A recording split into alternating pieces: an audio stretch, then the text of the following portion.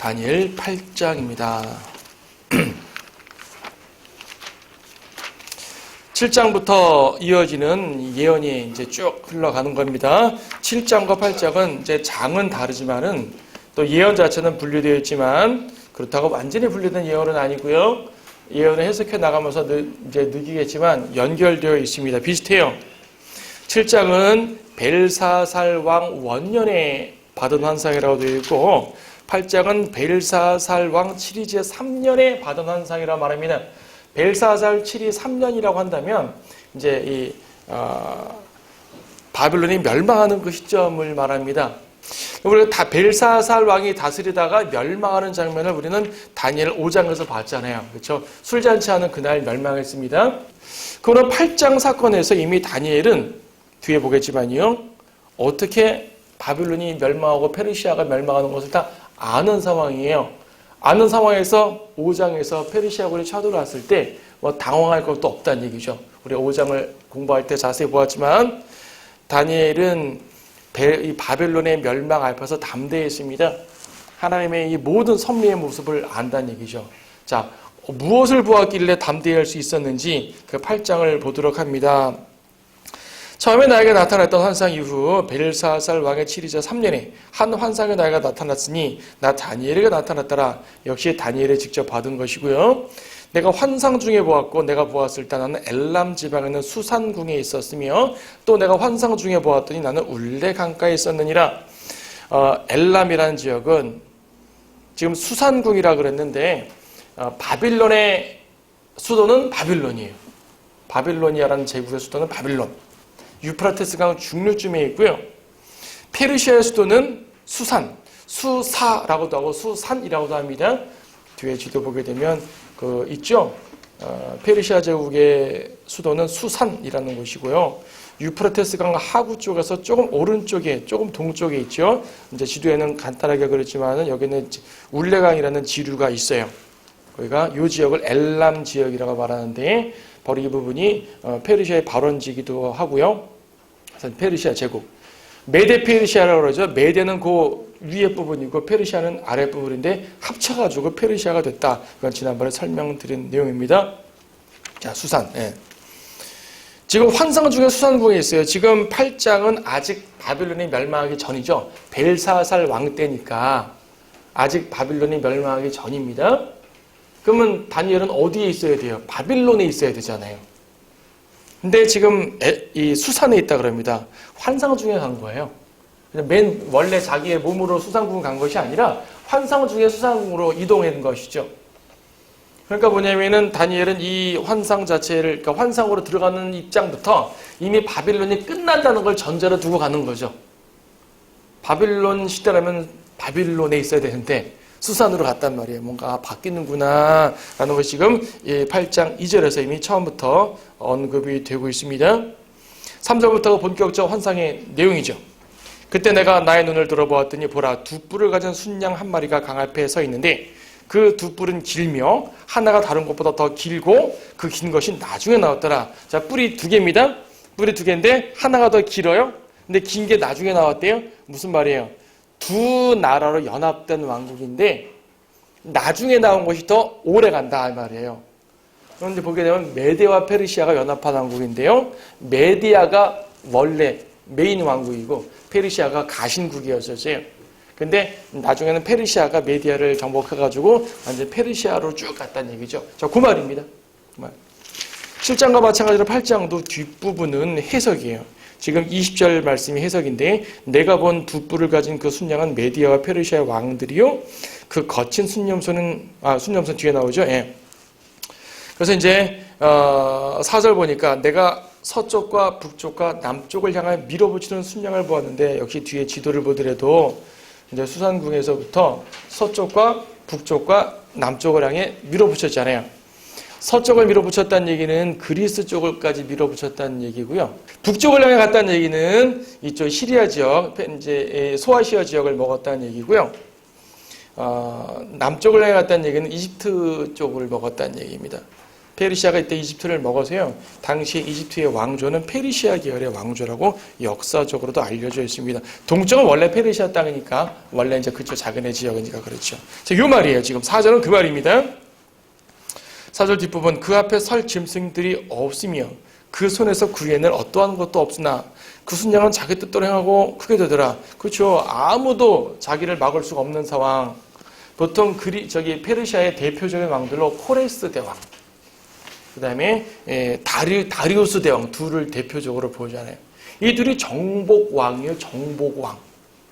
주로는 페르시아가 코레스 왕이 정복을 많이 하고 다리우스는 이미 정복한 땅을 잘 행정적으로 다스리는 왕으로 알려져 있는데 다리우스도 정복을 많이 하죠. 성경에 다리오라고 나와 있습니다. 그 앞에 설 짐승이 없을 정도로 가장 강력합니다. 아무도 막지 못해요. 근데 얼마 후에 또 다른 짐승이 나옵니다. 5절에 내가 숙고하고 있는데 보라 순염소가 온 지면의 서쪽에서부터 왔는데 땅에는 닿지 않았고 그 염소는 양눈 사이에 두드러진 뿔이 있더라. 자, 순염소. 양눈 사이에 두드러진 뿔이 있어요. 하나죠. 웹뿔. 웹뿔이고요. 앞에 있는 페르시아는 두 뿔 가진 양. 그리스는 한 뿔. 누가 이겼어요? 염소가 이겼습니다. 원래 염소가 이기는지 모르겠는데 예언상 그렇다는 얘기예요.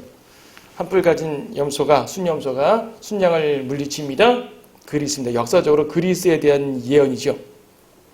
5절에서 땅에는 닿지 않고 갔단 말은 그만큼 빠르다는 말이겠죠. 땅에 닿지 않고 갈 정도니까 엄청 빠르게 진군했단 말입니다. 실제로 이 마케도니아의 알렉산더 대왕, 이제 뿔은 알렉산더 대왕을 말하는데 알렉산더 대왕의 진군이 엄청 빨랐죠. 정말 순식간에 먹어버렸습니다. 그래서 발이 땅에 닿지 않는다는 표현을 하는 것이고요. 자, 두 눈 사이에 두드러진 뿔이 있었습니다. 6절 보니까 내가 강 앞에 서서 보았더니 그 염소가 두 뿔을 가진 순양에게로 와서 격분한 힘으로 그에게 달려들더라. 자, 7장에서도 네 짐승이 나왔었어요. 사자가 나왔고 곰이 나왔고 표범이 나왔습니다. 근데 7장에서는 그냥 단순하게 순서대로 짐승들이 나옴으로써 왕국이 바뀐다는 걸 언급한 것인데 8장에서는 순염소가 순양을 싸워서 물리치는 장면, 싸움의 장면이 나오네요. 그러니까 직접적으로 그리스가 어떻게 이 땅을 먹었는지를 보는 것인데 이건 왜 이 말을 썼을까요? 7장에서는 이 짐승들이 바뀌었을 때 싸웠단 말은 없거든요. 싸웠단 말이 없다고 정말 안 싸웠을까요? 싸웠지 않아요. 역사적으로 알아요. 싸워서 뺏은 거예요. 근데 7장에서 싸웠단 말은 없고 8장에서는 싸웠단 말이 있네요. 지금 6절에 염소가 순양에게 달려가서 격분한 힘으로 탁 물리쳐버리는 것이에요. 자, 지금 순양과 순염소를 말하는데요. 여기에서 핵심은 순양일까요? 순염소일까요? 이 예언의 핵심은 순염소입니다.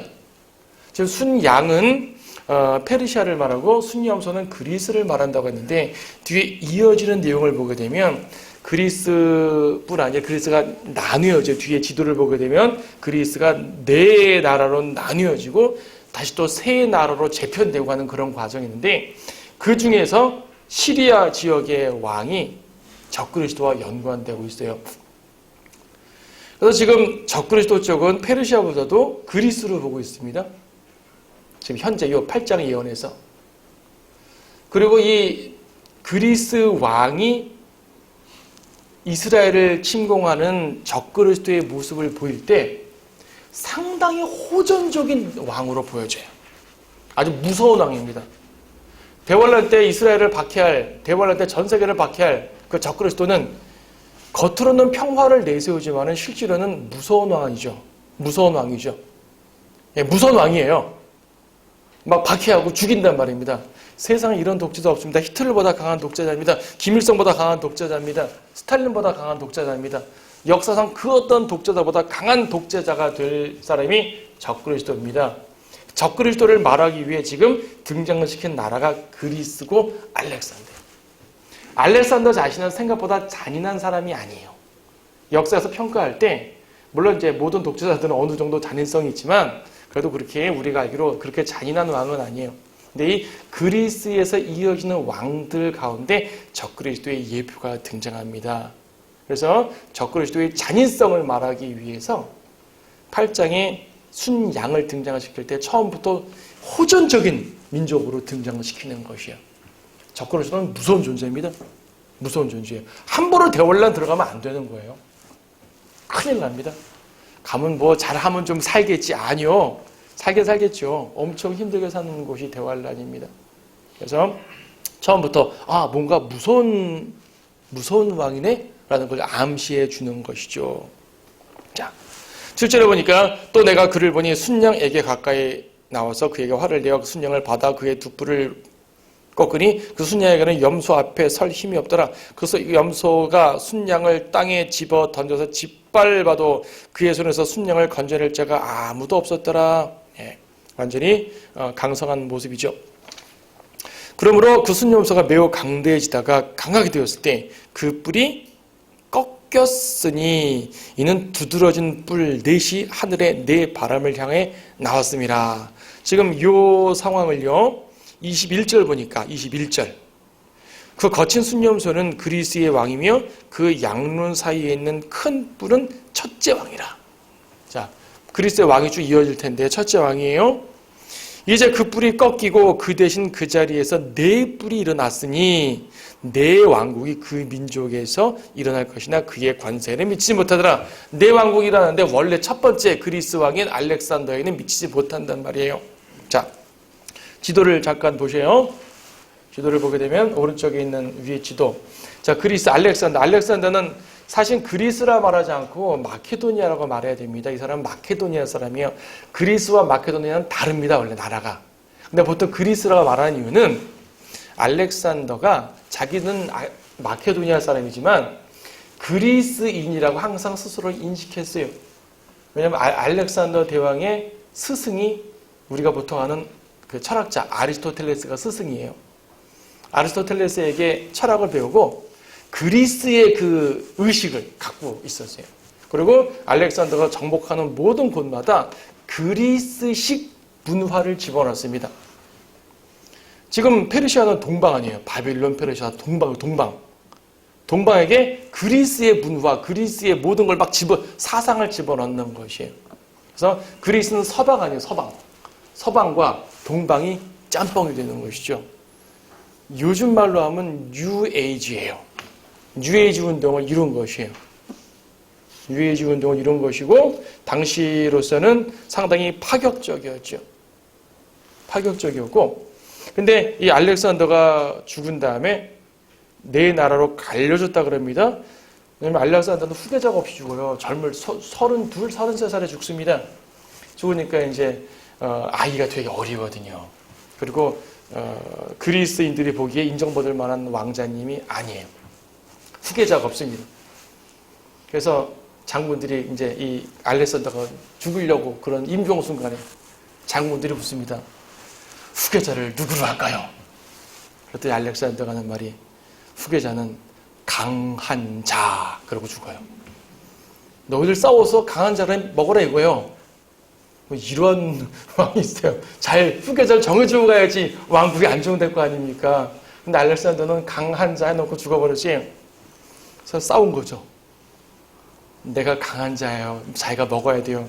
그래서 네 개의 나라로 마케도니아 쪽에 있는 카산드로스라는 사람이 먹고 소아시아 쪽에 리시마코스라는 사람이 먹고 이름 안 외워도 됩니다. 그 다음에 이집트 쪽에 프톨레미라는 사람이 먹고 그 다음에 동쪽에는 셀라우코스라는 사람이 먹었는데 그 셀라우코스 왕조, 프톨레미 왕조라는 말을 써요. 여기서 카산드로스의 이 그리스, 리시마코스의 소아시아 무시하십시다. 이 사람들이 역사적으로는 중요할지 모르지만 성경 예언에서는 사라집니다. 이들은 중요하지 않아요.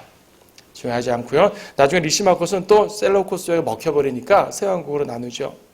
핵심은 셀라우코스와 프톨레미로 나누는데 너무 말이 어렵죠. 셀라우코스를 시리아라고 부르고요. 시리아.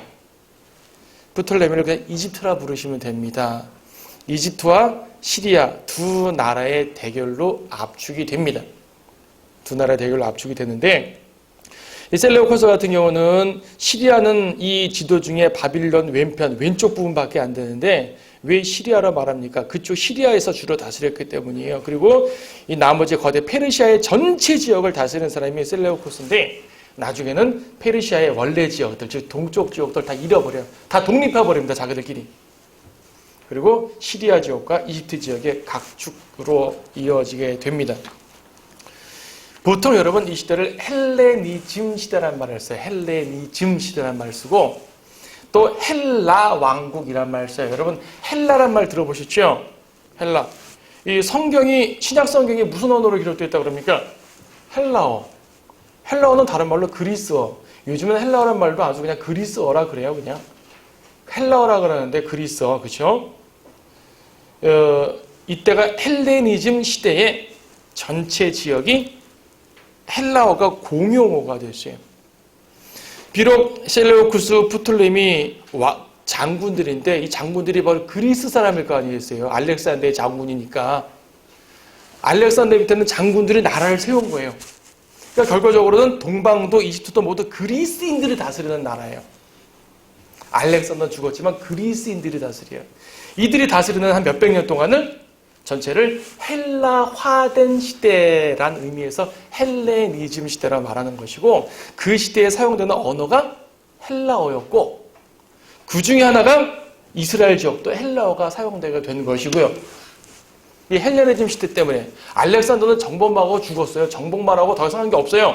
근데 그 밑에 장군들이 왕이 되어가지고 이 땅을 헬라화시켰죠.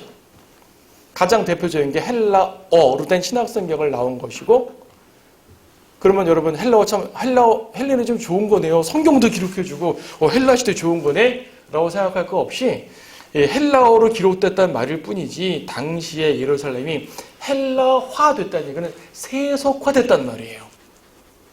특히 로마 시대에 그런 일이 많이 벌어지게 되는데 지금 그런 것들 즉 사탄이 이스라엘을 좌주주할 수 있는 문화적 정치적 상황을 만들어간 것이 바로 알렉산더 이후에 벌어진 헬라화, 헬레니즘 시대인 거예요. 지도에 보게 되면 좀 특이하죠. 지금 예루살렘이 어느 나라에 들어가 있어요? 지도에 보게 되면 예루살렘의 경계가 이집트에 들어가 있죠. 그렇죠. 지도상에 밑에 두 번째 지도 그렇죠. 예루살렘이 이집트의 프톨레미 왕조의 지배를 받았네. 근데 실제로 그랬고요. 성경에 보게 되면은 셀레우코스 즉 시리아와 이집트의 각축전이 됐어요. 그러니까 어떤 시대에는 이집트의 지배받고 어떤 시대는 시리아의 지배받고 왔다 갔다. 얼마나 고달팠을까요? 여러분 떠오르는 나라 없어요? 떠오르는 나라 없어요? 우리나라가요 중국한테 한번 치고 일본한테 치고 그러잖아. 일본이 중국으로 쳐들어간다고 우리나라 치고 올라간 게 임진왜란 아니겠습니까? 좀 이따 또 중국이 또 내려와가지고 청나라 내려와가지고 괴롭혔지 않습니까? 뭐 그 두 사건도 그렇지만 그 이외에도 뭐 고려시대에는 중국이 많이 쳐들어왔고요. 일본도 왜구라 그래가지고 계속 쳐들어왔고 현대사까지 중국과 일본의 영향 속에서 힘들어하고 있지 않습니까? 지금 우리나라 지금 군사적 침공만 아닐 뿐이지. 자, 이스라엘이 그랬습니다. 이집트가 이스라엘을 다스릴 때와 시리아가 이스라엘을 다스릴 때 누가 다스릴 때가 더 힘들었을까요? 일단 외세가 다스리면 힘든 건 맞고요. 근데 그 중에 이 프톨레미 이집트가 다스릴 때가 더 힘들었을까요? 셀레우코스의 시리아가 다스릴 때가 힘들었을까요? 시리아가 다스릴 때가 힘들었습니다. 시리아는 완전히 독재자로서 예루살렘을 파괴를 하는 사람들이. 이집트는 그 정도는 아니었어요. 그래서 이제 상황을 이해하기 위해 역사적 상황을 설명해 드렸고요. 다시 성경으로 돌아가게 되면은 뒤에 적그리스도의 역할이 나오는데 그 사람이 바로 셀레우코스 왕국, 즉 시리아 왕국에 속한 왕으로 또 등장을 하게 됩니다. 다시 성경 본문으로 돌아갑니다. 9절에서 그러니까 이제 8절에서는 뿔이 4개가 나왔습니다. 큰 뿔, 알렉산더가 꺾이고 4뿔이 나왔어요. 4뿔이 4왕국이었습니다. 9절, 그중 한 뿔에서 한 작은 뿔이 나옵니다. 작은 뿔 하나가 나와서 남쪽과 동쪽과 아름다운 땅을 향한 힘이 커지더니 하늘의 군대에 이를 만큼 커져서 군대와 별들 중에 얼마를 땅에 던지고 그것들을 짓밟더라. 자, 작은 뿔이 나오는데 이 작은 뿔이 막 커집니다. 이 작은 뿔이 어느 나라에서 나올까요? 지금 구절에서는 그 네 뿔 중 하나에서 나온다고 말했죠. 네 뿔이 어떤 건지 모릅니다. 근데 그건 뒤에 11장의 예언에서 분명히 알게 되고요. 또 이어지는 역사 속에서 알게 되는데 바로 이 시리아에서 나온 시리아 왕임을 알게 됩니다. 그 작은 뿔. 여러분 작은 뿔 하니까 7장 가서 한번 봤죠? 7장도 작은 뿔이 있었어요. 기억나십니까? 7장도 작은 뿔이 있습니다. 7장 8절. 내가 그 뿔들을 살펴보았더니 그 무서운 짐승에 있는 10뿔 중에 한 뿔에서 작은 뿔이 나왔습니다.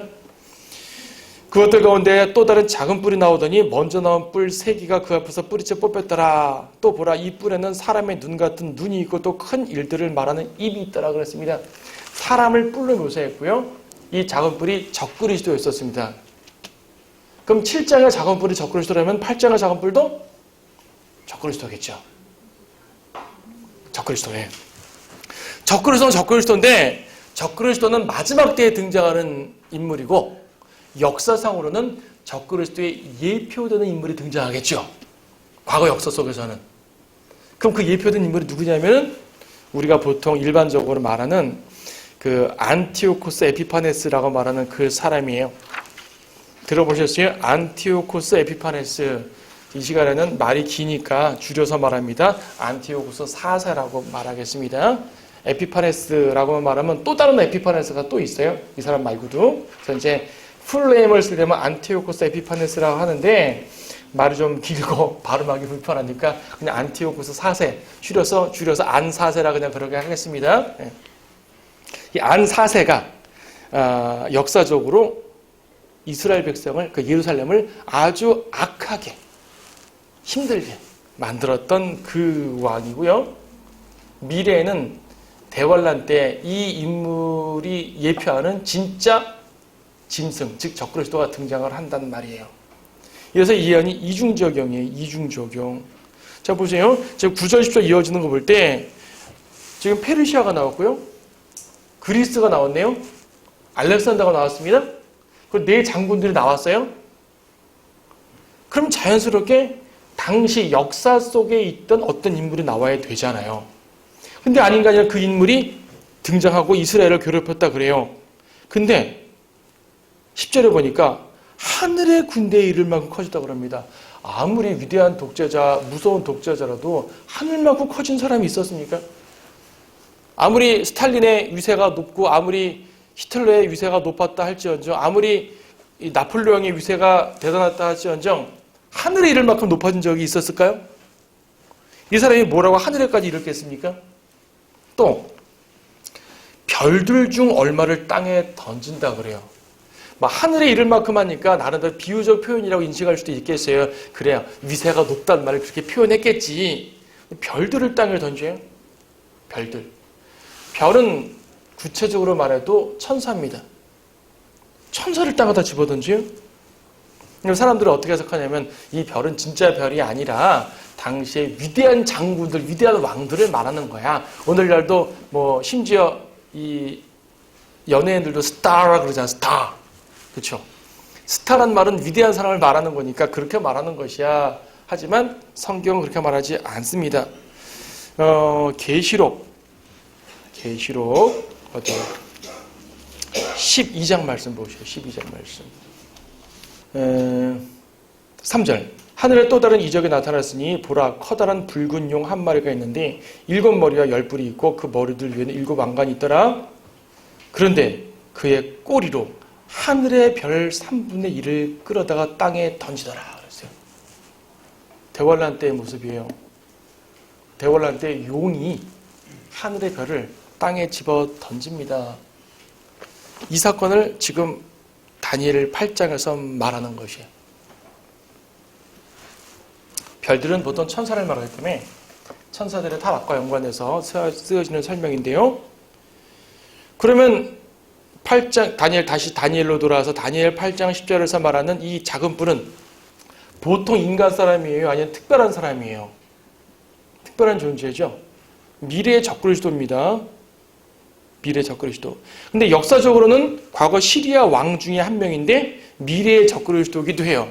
이렇게 한 구절이 혹은 한 문맥이 이중적으로 적용될 때가 성경에는 많이 있습니다. 이런 걸 가리켜서 우리는 성경의 예언의 이중 적용, 이렇게 교재에 나오죠. 예언의 이중 적용이라고 말합니다. 역사적으로는 안티오쿠스 4세에게 적용되고 예언적으로는 적그리스도에게 적용되는 그 왕. 23절에도 보더라도요. 23절 그들을 왕국의 나중 때에 범죄자들이 가득 차게 되면 무서운 욕모를 하고 난해한 문장들을 깨닫는 한 왕이 일어나더라. 무서운 욕모를 한 왕. 7장에서 네 번째 짐승이 무서운 짐승이었잖아요. 그렇죠? 그 존재를 말하는 것이요. 그래서 7장은 네 왕국으로 크게 보였다면 8장은 좀 더 구체적으로 좁게 들어가서 자세하게 보여주는 것이 8장이에요. 자, 그래서 이제 9절에 보게 되면 남쪽과 동쪽과 아름다운 땅을 향해서 뻗쳤다고 말하는데 남쪽으로 뻗었다는 얘기는 이집트로 뻗었다는 얘기예요. 이집트로. 그래서 시리아가 이집트와 대결 구도를 이뤘다는 말도 되고 동쪽으로 뻗었다는 얘기는 페르시아의 대부분을 차지했다는 말이고요. 아름다운 땅을 향해 커졌다는 얘기는 예루살렘을 향해 커졌다는 얘기입니다. 항상 예루살렘을 공격하는 존재는 적그리스도의 예표였어요. 느부갓네살도 그래서 적그리스도의 예표가 되는 것이고 예루살렘을 공격했으니까 알렉산더도 예루살렘을 진군에 들어왔으니까 적그리스도의 예표가 됩니다. 실제로 알렉산더는 예루살렘을 막 때려부수지 않았어요. 평화롭게 들어왔습니다. 하지만 예루살렘을 자기 땅 밑으로 넣었죠. 적그리스도의 예표가 됩니다. 이 인물 안티오쿠스 4세도 적그리스도의 예표가 되는데 아주 강력한 예표가 되는 거죠. 11절 정녕 그는 자신을 군대의 통치자에게까지 높였으며 그래서 군대의 통치자란 말은요 예수님을 말하는 것입니다. 영어로 보게 되면 The Prince of the Host라 그러는데 이 Host란 말이 뭐냐면은 무리, 집단 이런 뜻이에요. 무리, 집단. 근데 무리 집단인데 이제 구체적으로 말하면 군대라는 의미도 있어요. 군대. 성경에서 만군의 주 하나님 그러죠. 만군의 주 하게 되면 Lord of Hosts 그래요. 군대들의 주인이란 말이죠. 만군의 주 하나님, 모든 군대들의 주. 특히 천상의 군대, 하늘 군대의 주님이란 말로 써 만군의 주란 말을 썼는데 그 만군, 군대 할 때 바로 그 호스트란 말입니다. 군대의 통치자란 말은 다른 말은 만군의 프린스란 말이에요. Lord of Hosts, 만군의 주. The Prince of the Host 말하면은 만군의 통치자, 만군의 왕자님, 만군의 왕 그런 말입니다. 그러니까 예수님을 말하는 거죠. 그렇죠? 예. 예수님 말하는 것이에요. 보통 이제 프린스, 통치자라고 말하니까 킹보다 하나 밑에 뿐 아니야라고 생각하죠? 꼭 그렇지 않아요. 보통 영어에서 프린스 하게 되면 뭘 말하냐면 왕자님을 말해요. 그래서 킹이 왕이고 프린스가 왕자님 아니에요. 그렇죠? 작은 뭐 이렇게 하여튼 리틀 프린스 하면 꼬마 왕자 그러잖아요. 네. 왕자. 근데 여기서는 왕자를 말하는 것이 아니라 통치자란 말로서 왕이란 말과 동의어로 쓰는 말이에요. 그래서 예수님을 통치자라고 말하는 것은 종종 나옵니다. 뭐 화평의 통치자, 뭐 메시아 통치자 나오는 인용되어 있죠. 사탄도 통치자예요. 예수님도 통치자인데 사탄도 통치자예요. 사탄은 자기 자신을 예수님께 높이는 거예요. 항상. 군대의 통치자까지 높인다. 자, 자기의 위치를 별들까지 끌어올리고 군대의 통치자까지 만군의 주까지 높인다는 말입니다.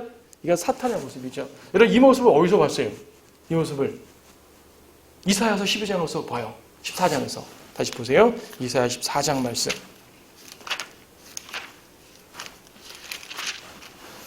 이사야 14장 13절.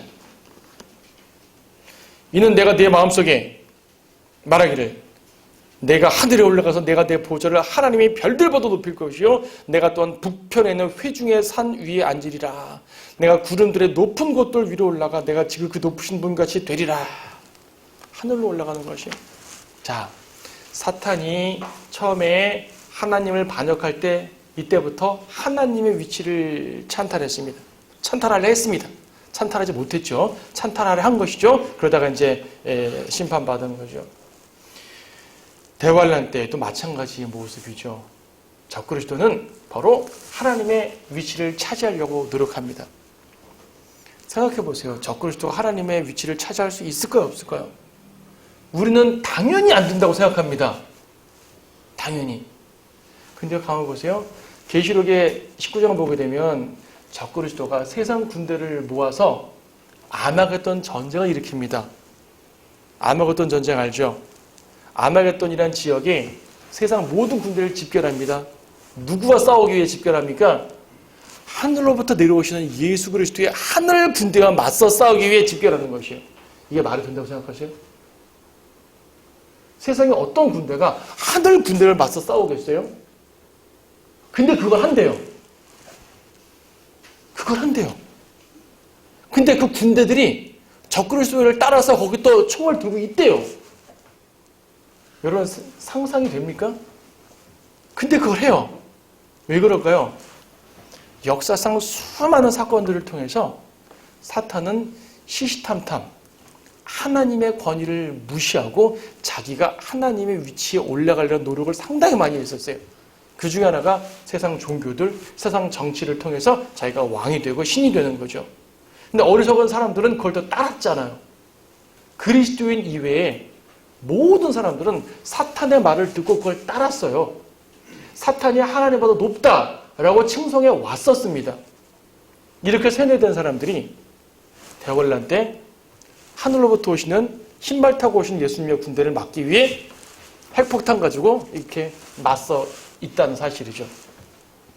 그래도 하늘에 있는 군대가 들어오는데 땅에서 핵폭탄 갖고 될까?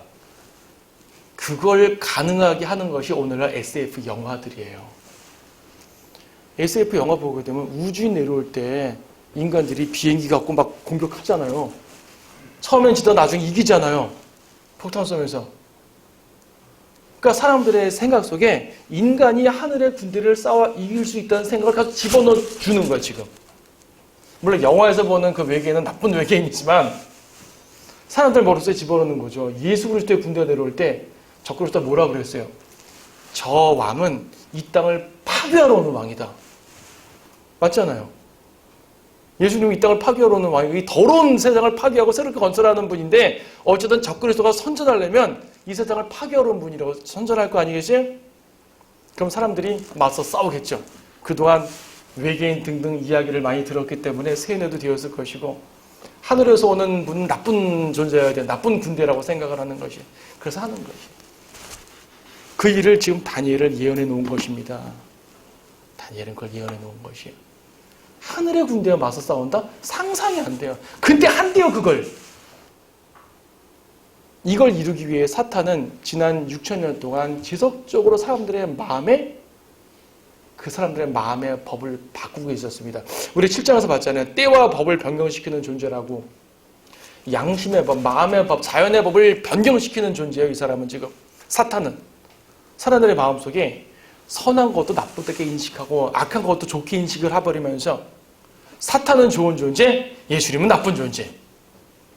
이렇게 인식이 되어가고 있습니다. 많은 경우에 있어서. 얼마나 많이 역사 속에서 사탄은 칭송을 받아왔습니까? 얼마나 많은 종교에서, 얼마나 많은 철학에서, 얼마나 많은 문학과 교육과 정치에서 사탄이 추앙받아 왔습니까? 뭘 위해서요? 아마겟돈 전쟁을 하기 위해서. 사탄도 알겠죠. 내가 이기지 못한다는 사실. 근데 참 이상해요. 사탄은 이길 수 있다고 생각을 하는 것 같아요. 그러니까 계속 싸우죠. 십자가에서도 싸우고 여기서도 싸우고 계시록 20장 보게 되면 천년하고 끝난 다음까지 한 번 또 싸우잖아요. 사탄이. 그러니까 사탄이라는 존재, 그 용이라는 존재는요. 우리가 생각하는 것 이상의 엄청난 존재예요. 초자연적인 존재예요. 온 우주에서 예수 그리스도와 맞서 싸울 만한 존재는 용밖에 없는 거죠. 물론 주님이 이깁니다. 주님은 절대 지지 않습니다. 걱정 안 하셔도 됩니다. 근데 어쨌든 사탄은 강력한 존재잖아요. 근데 그 사탄을 희화화하고 사탄을 우습게 여기고 사탄 앞에서 장난치고 이런 사람들 보게 되면 참 안타깝습니다. 사탄은 예수 그리스도의 이름으로 대적하는 존재지 내가 함부로 그냥 막 장난칠 존재가 아닙니다. 사탄 마귀를 향해서 장난치는 존재는 항상 당해요. 이거 아셔야 돼요. 그래도 사탄을 무서워하란 말 아닙니다. 여러분이 예수 그리스도에 붙어있는 동안은 절대로 사탄 무서워할 필요가 없어요. 근데 여러분 예수님의 손을 놓는 순간 사탄한테 함부로 대하면 하룻강아지 범 무서운지 모르다가 설치다가 범한테 잡혀먹히는 상황이 되는 것이에요. 사탄은 무서운 존재라니까요. 하늘의 별을 땅에 떨어뜨리는 존재라니까요. 그런 존재. 자, 괜히 사탄을 높인 거 아닙니다. 오해하지 마십시오. 예수님이 위대하시고 예수님께서 사탄을 물리치실 것입니다. 근데 사탄이 이렇게 대적하는 존재다. 이게 예언에 나와 있다. 라고 말씀드리는 것입니다. 자, 이 존재가 하는 일을 좀만 더 봅시다. 12절까지만 봅니다. 11절. 정녕 그는 자신을 군대의 통치자에게 높였으며 그로 인하여 매일 드리는 희생제도 없어지고 그의 성소의 처소도 허물어졌도다. 한 군대가 그에게 주어져서 죄과로 인해 매일 드리는 희생제. 죄과로 인해 매일 드리는 희생제란 말은 속죄제란 말이에요. 죄를 용서받기 위해 드리는 그런 제물, 희생제를 반대케 하며 그 작은 뿔이 진리를 땅에 던지고 마음대로 행하며 번성하에 따라. 역사적으로 이 안티오쿠스 에피파네스는요, 예루살렘에 들어가가지고 예루살렘 성전을 파괴합니다. 예루살렘 성전, 이때는 이제, 느부갓네살이 무너뜨린 성전을 다시 70년 만에 세운 이후입니다. 제2성전이 세워진 상태인데 성전에서 희생제가 잘 드려지는 정상적 희생제가 드려지는 그런 시대예요. 근데 안티오코스 에피파네스는 예루살렘 들어가서 성전을 파괴하는데 말입니다. 성전에다가 제우스 상을 집어넣어요. 그리고 하나님께 드리는 그 제단을 막 그냥 훼손시키고요. 제단에다가 돼지 피를 뿌립니다. 성경에 돼지는 가증한 짐승이기 때문에 돼지로는 제물을 드리면 안 되잖아요. 돼지로 제물을 드리고 심지어 사람을 죽여서 제물을 피를 바치고. 그러니까 유대인들이 볼 때 이거는 단지 살인자, 단지 폭력자가 아니라 우리의 종교를 해하는 자잖아요. 하나님을 모독하는 자거든요. 이렇게 했어요, 이 사람이. 그 모습이 바로 이거예요. 매일 드리는 희생제를 없애버리고 폐해버리고, 그러니까 제사 제도를 폐해버리고 성소를 이렇게 허물어뜨리고 그리고 이제 모독하고 진리를 땅에 던진다 그랬잖아요. 마음대로 행했습니다. 그래서 이 실질적으로 BC 2세기죠. 그때 안티오쿠스 에피파네스가 성전을 파괴하는 사건이 일어나가지고 성전만 파괴할 뿐 아니라 예루살렘을 완전히 헬라화 시켜버립니다. 세속화 시켜버려요. 이것을 보다 못한 일단의 제사장 무리들이 마타리아스라는 제사장을 선두로 해가지고 그의 아들들 4명의 아들이 있어요. 그 중에 대표적인 아들이 유다라는 아들인데 이 유다라는 사람을 중심으로 이제 혁명이 일어납니다. 이걸 보통 마카비 혁명이라고 그래요. 들어보셨죠? 마카비 혁명. 마카비는 망치라는 뜻인데요. 이들이 워낙 강력하게 밀어붙이니까 별명이 마카비야. 유다 마카비. 쉽게 하면 유다 망치. 망치 같은 유다 그 말이에요. 이 사람들이 이제 혁명을 성공해가지고 예루살렘을 탈환하고 나중에는 이스라엘 땅 전체를 차지해서 시리아인들을 몰아내고 이제 독립을 하게 되는 일도 벌어지게 됩니다. 이렇게 예루살렘을 탈환한 사건을 요한복음 10장의 수전절이라고 하나요. 수전절. 한번 제가 설교했어요. 2번인가 했습니다. 하누카 들어보셨어요? 하누카. 12월 달에 하누카 있었어요. 유대인들은 자기네 요 기간에 성전 탈환을 기념하기 위한 하누카라는 행사를 해요. 이게 이제 트럼프의 사위가 유대인이다 보니까 이제 거기도 이제 하누카 기념을 하고 하누카에 대해서 축전도 보내고 했었어요. 트럼프 대통령도. 이번 하누카 때 총기 살해 현장이 있었죠.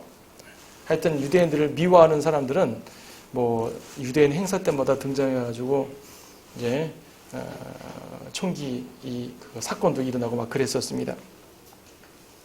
그래서 이 사건은 예루살렘의 헬라화된 사건, 으로서 볼 수 있고, 그러니까 이 안티오쿠스 에피파네스가 성전을 파괴한 사건임과 동시에 예언적으로는 대환란 때 적그리스도가 희생제를 금지하는 사건입니다. 계시록 보게 되면 희생제를 금지하죠. 적그리스도가 희생제를 금지하고 사람을 희생제로 바치는 일도 벌어집니다.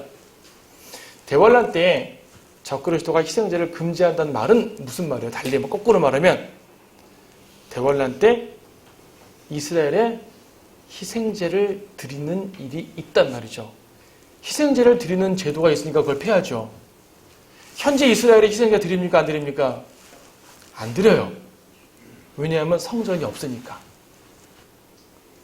지금 성전 자리에는 뭐가 있습니까? 모스크가 있죠.